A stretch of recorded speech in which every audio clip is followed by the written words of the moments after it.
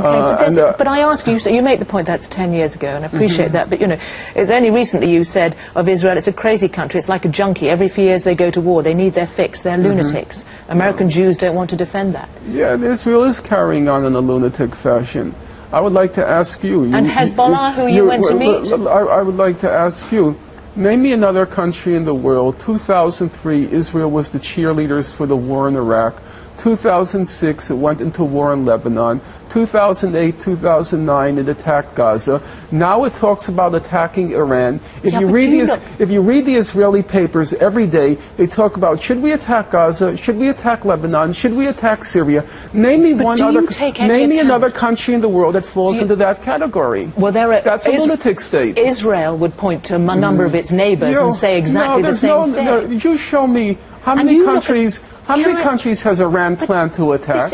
No, let's ask a simple question.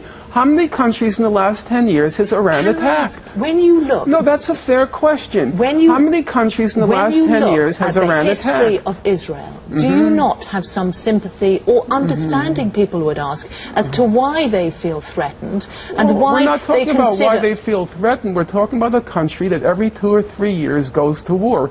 And if you follow the press as I do, every day they talk about let's attack this country, let's attack that country. That's not normal. So, and when I call the lunatic state... So why is it that the Israeli people vote in this government that you say is responsible for that? I think it's a regrettable fact. I don't say these things with glee. I'm not happy about that fact.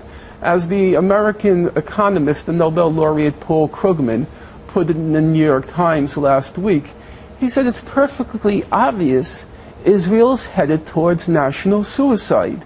It's become a crazy state. And he says it's not good for Jews, it's not good for the world where Israel is headed. And yet it's still seen, of course, as the safe haven, the homeland for the Jews. Well, you have a right to live there, although you're banned. Would you go back? I think that's a contradiction in terms, but we'll leave that aside.